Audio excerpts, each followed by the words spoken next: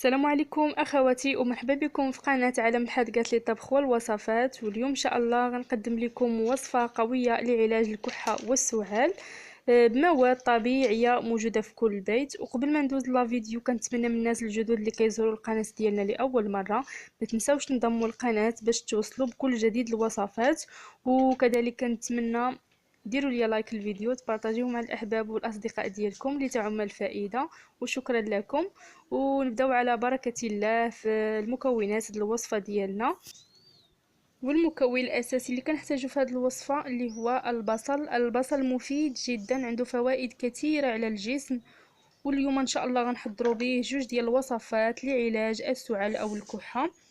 ونبداو على بركه الله في الوصفه الاولى اللي غادي نقوم بافراغ البصل من الداخل ديالو.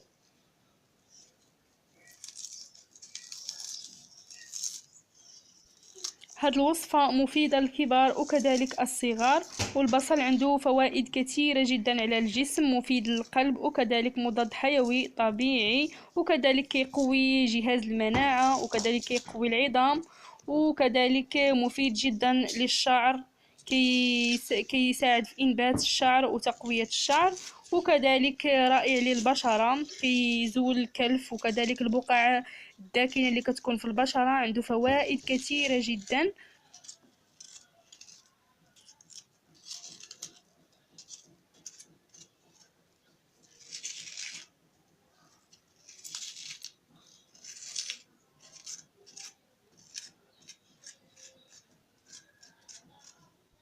وكذلك ممكن تزولوا حتى القشره اللي كتكون على برا، القشره الخارجيه. وهذا هو الشكل ديال البصل بعد ما خويته من الداخل. والان غادي نقوموا بملء البصل بمكون ثاني اللي هو سكر حبيبات او سكر سنيده بهذا الشكل.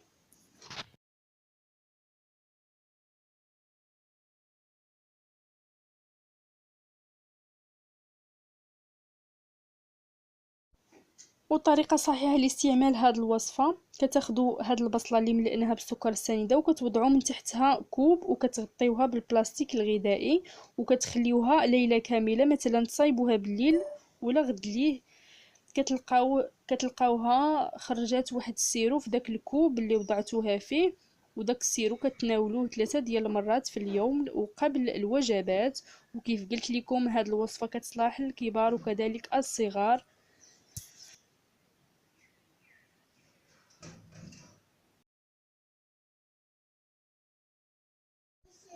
والوصفه كتستعمل 3 ديال الايام وباذن الله كيتم علاج السعال.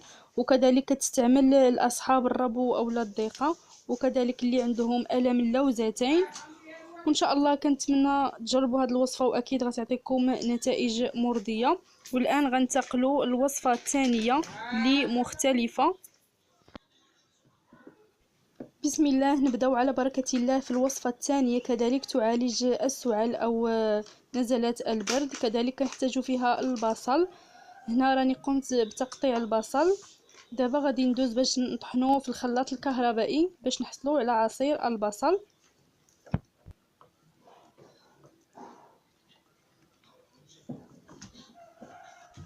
وكذلك ممكن تطحنوا البصله في المبشره، انا فضلت هذه الطريقه كتجيني سهله.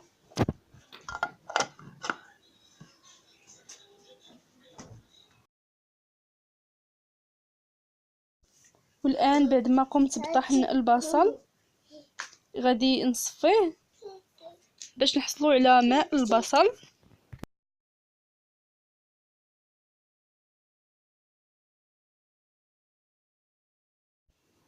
وهاد الوصفه رائعه رائعه، كتقضي على الكحبه العامره، بالخصوصا هذيك الكحبه اللي كتكون صعيبه.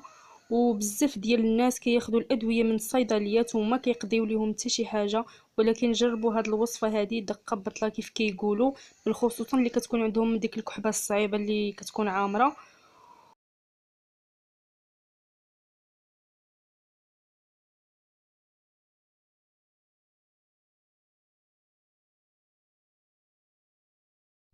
والان بعد ما صفينا البصل غادي نضيفوا ليه مكون ثاني اللي هو عسل النحل، يكون عسل حر باش يعطيكم النتيجه.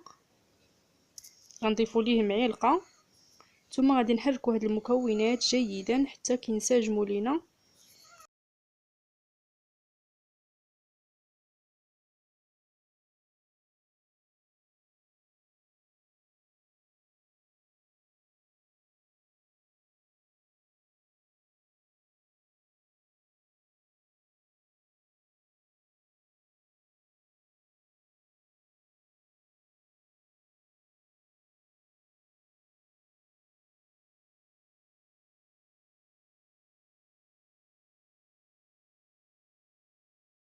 وهاد الوصفة كتستعمل الأطفال ما فوق ال5 سنوات، والرضع كتجيهم صعيبة حيتاش العسل كيكون هما تتكون عندهم المناعة مازال قليلة، ما كيقدروش يتحملوا العسل الحر.